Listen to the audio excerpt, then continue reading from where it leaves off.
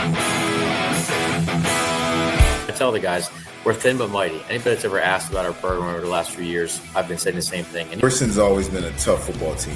One thing about us is we're going to play tough. We love to hit. Hitting is like preached, and it's like the gospel in Princeton. I don't want to have all these rules and all these things that you got to try and memorize. Just the word all in. All in. Football is one of the greatest sports in the world. It was certainly emotional, no doubt about it. It always is between us and Ocean City. I don't like losing. The kids don't like losing. And I don't want to lose to the same team over and over and over again. We want to win a state championship. What's going on, everybody? Welcome into Cal One-on-One right here on Cape Atlantic Live, presented by Ulmer's Appliance Service.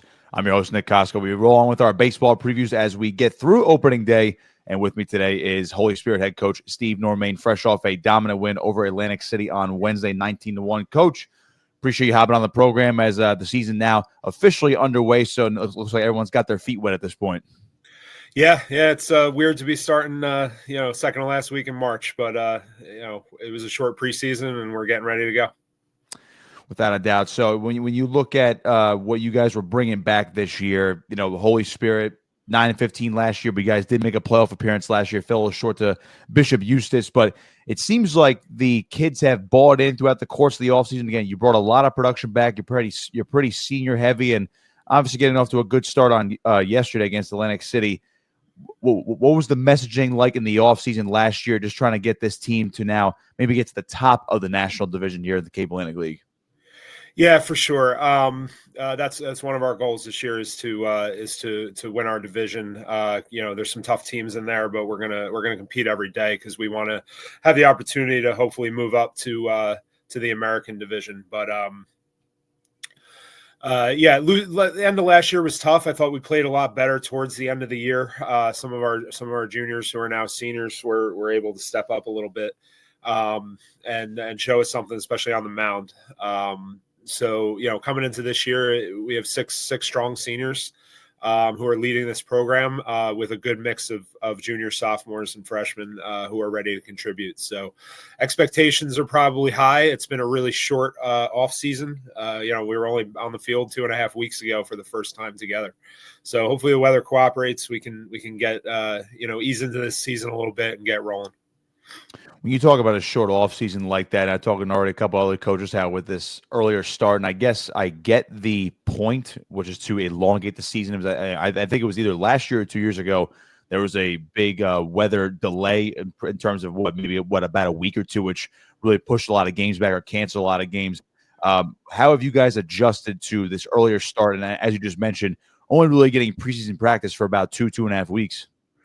Yeah, I mean – Last year we were starting over spring break. Spring break happened to fall on that first week of the season. Everybody was excited because, playing over spring break is way different than, the kids going to school all day and then squeezing in a game at 4:00.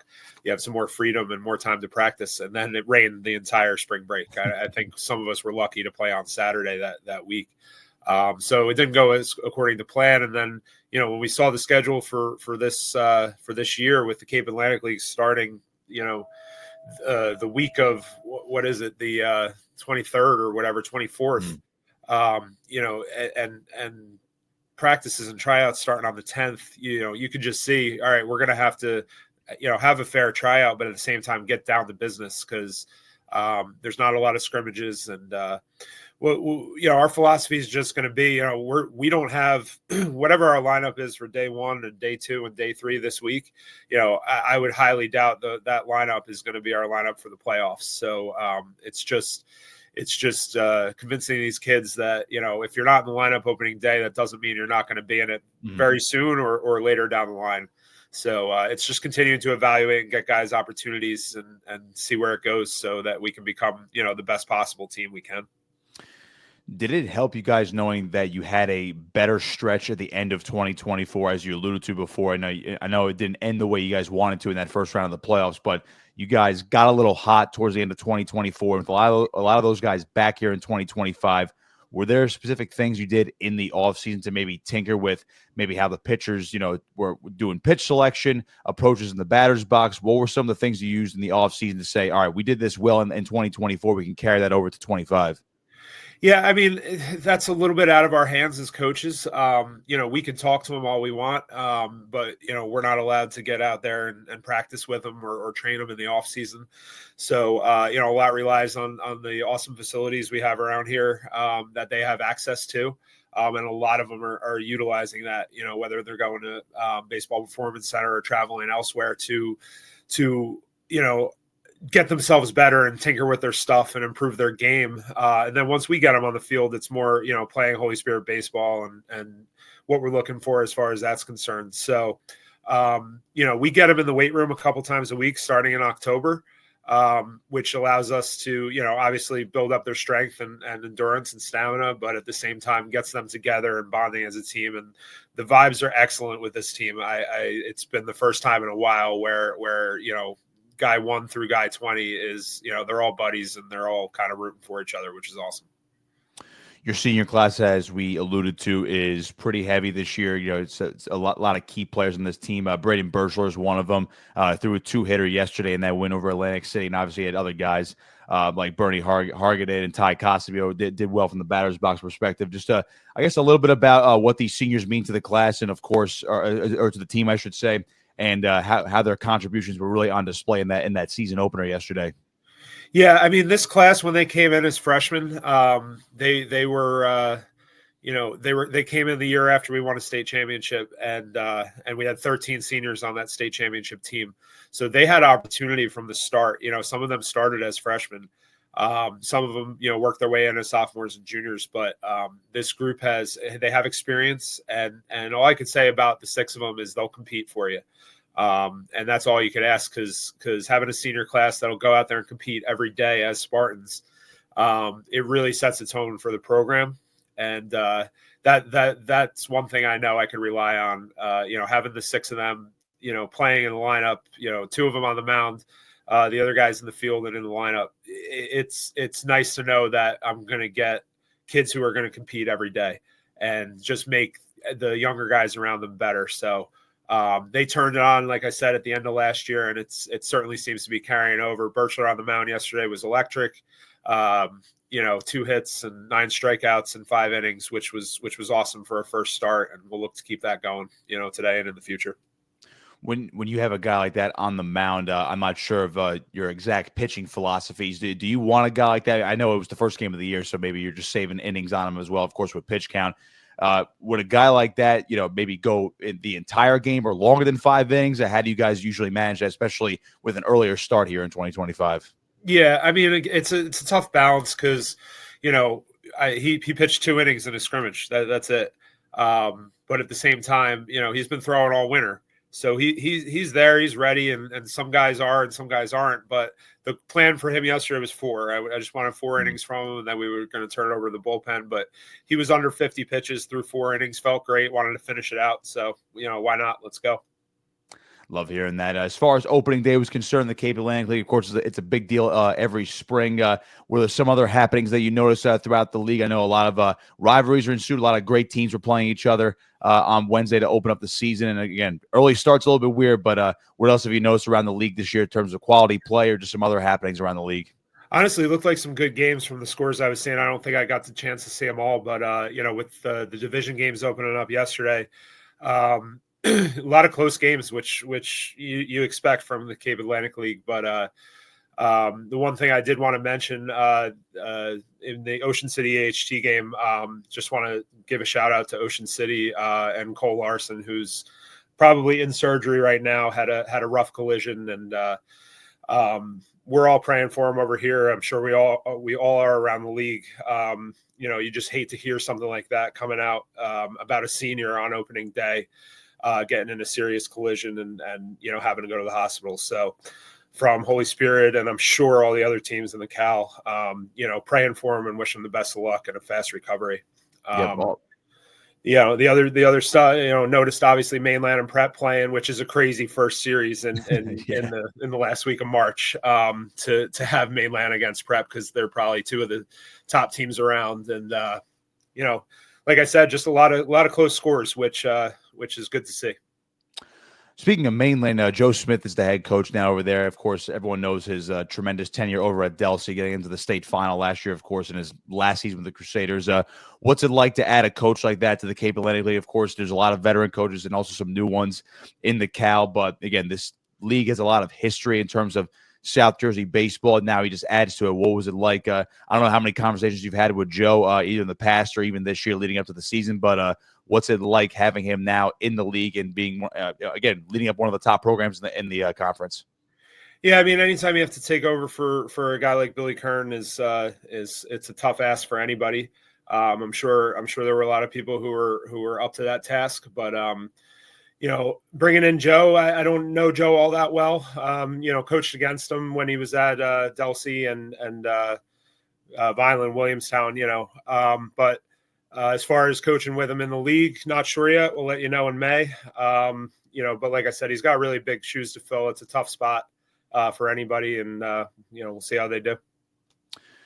As far as you guys are concerned, coming off a big win, and again, I know you guys aren't going to score 19 runs every single game. What really led to just that onslaught yesterday, and how do you keep a momentum like that offensively rolling? Of course, there's going to be lumps of I guess games this year where maybe you win 3-2, or you're going to lose 6-1 or something along those lines.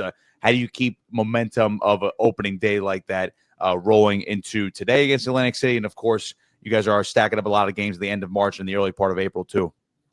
Yeah, I mean, I'd like to score 19 runs every game. That would be awesome. But no, I mean, I think what led to it yesterday was just having some patient at bats. We took advantage of a bunch of walks, and honestly being aggressive on the base paths, and that's as silly as it sounds, that leads to better at bats, because if base runners are taking attention away from the pitcher and the catcher, it's a lot easier for your hitters to see some better pitches. So, that's the goal. But like you said, we're not scoring 19 every game. So it's just on our pitchers, in a 19-1 score, I'm much more happy about the 1 than the 19. If our pitchers can hold guys down, use their defense, strike a few guys out in big spots, then we'll be in a good position to win. You guys are pegged, and I wanted to kind of circle back to what this team is doing this year amid a lot more expectations, as you said before, coming off a playoff appearance last year, but these seniors are pretty much battle tested, got more experience, and got really rolling at the end of 24. As far as the expectations are concerned, you guys are a popular pick to finish near or at the top of the national division, maybe make another playoff run here in South Jersey, non-public B. How do you guys manage those expectations, particularly, I guess, with a short offseason where you didn't have these kids for a long time? Yeah, you had the offseason workouts and whatnot in the fall and the winter, but how do you manage those expectations and really get that messaging across to your players, especially only after one game?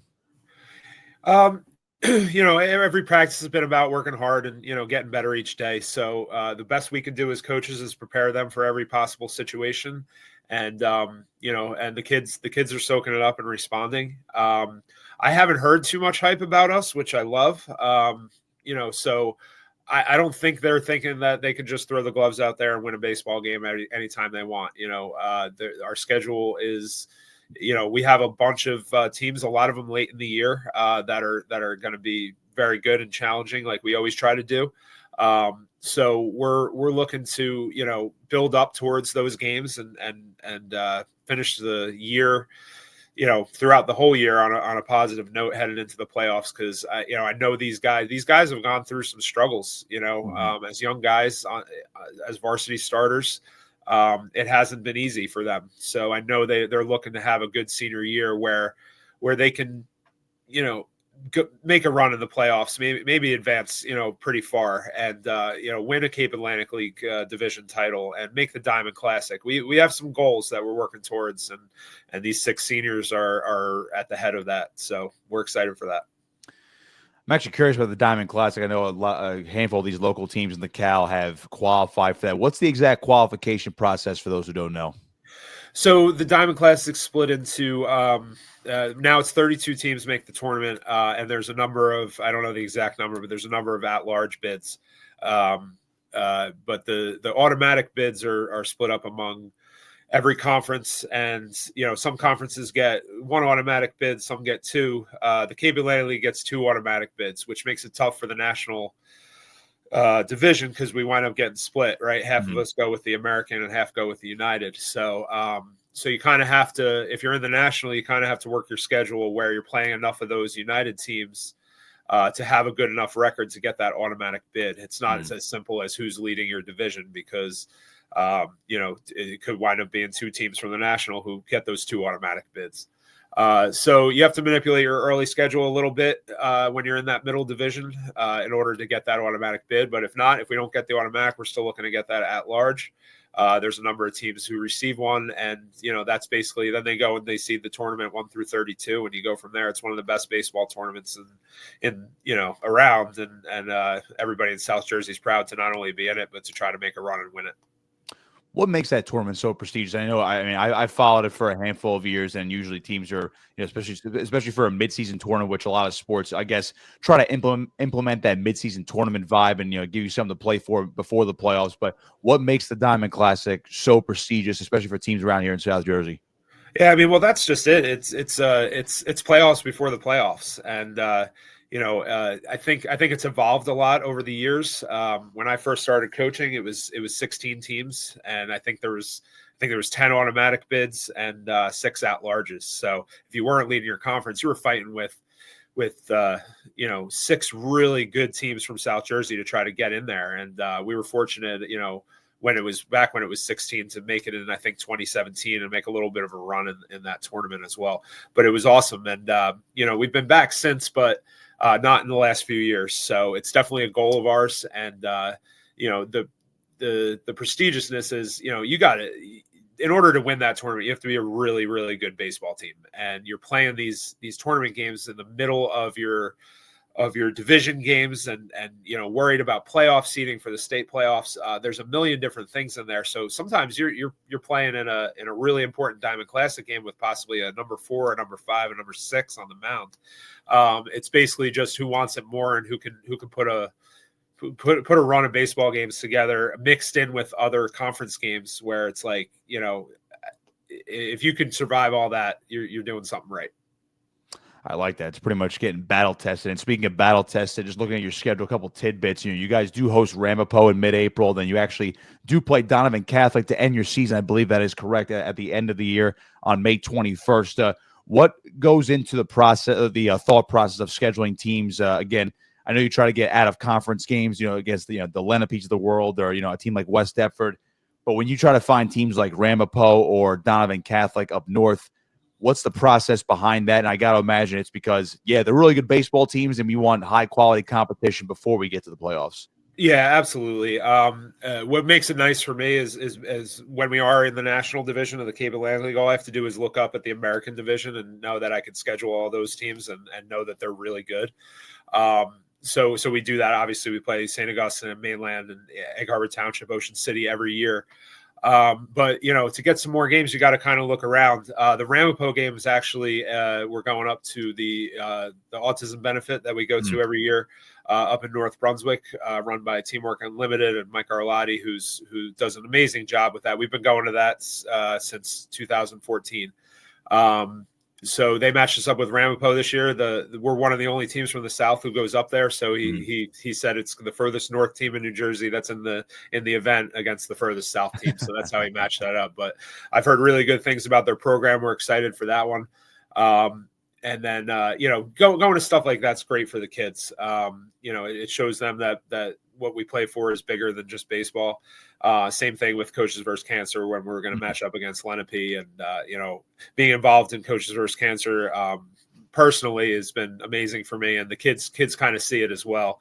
And then like adding a Donovan Catholic, a game like that is and West Deptford, who's coming up next Saturday. Those are just the games you want to add to see somebody else from another conference, see the way they do things, because the kids and the coaches, we all pick stuff up through those kind of games. Plus it's great competition, and it, you don't want to keep playing the same teams over and over again. You want to branch out a little bit. Just one more on that. I like the tidbit of it's great for the kids, great for the coaches, seeing these different environments, a neutral site type of game. I got to imagine it's a nice little break in the action. I mean, you're still playing the win. Of course, you're trying to add to your resume, add to your win-loss record. But is it a nice little break in the action from the everyday grind of, as you just mentioned, playing the same teams that you've seen in Cape and Atlantic County day in and day out? Oh, absolutely. Yeah. And sometimes you might look at the schedule and say, you got to go to North Brunswick for this autism game. It's 2 hours away. Yeah. We might be on a bus for 2 hours playing a playoff game. So as silly as it sounds, we got to practice it. We back in 2015, when we made a incredible playoff run, every bus ride was long. We were used to it because we did it during the regular season. So I kind of subscribe to that philosophy. You need one long bus trip a year just so the kids can get used to it. And it's not a surprise when you're heading to a, sectional final, which for non-public could be in North Jersey. So that's where that theory comes from. But yeah, it's seeing all that stuff and seeing different fields, different coaches, different fan bases. Like I said, you always kind of pick something up like, oh, that's how they do things out here. And, the kids will see, something that they notice from the players on the other team. And, it just winds up, something sparks something, and it winds up being even something you steal, and it winds up being your thing, and nobody's seen it in South Jersey. And you're like, okay, cool. We invented that. I like that little moniker. Steve Normane with me on Cal 101, presented by Ulmer's Appliance Service right here on Cable Atlantic Live. First pitch today at 4 o'clock at Atlantic City for game number 2, coming off a 19-1 win on Wednesday. Holy Spirit looking to take the national division here in 2025. Coach, appreciate the time. Good to talk to you, and good luck the rest of the way. Hopefully we're talking when you guys are competing for another sectional title. That would be awesome. And thanks, Nick. Thanks for this. And what you and Matt do for high school sports is amazing. I really appreciate what you do, and thanks for having me on. Appreciate those thoughts. Cal 101 right here, presented by Ulmer's Appliance Service right here on Cable Atlantic Live.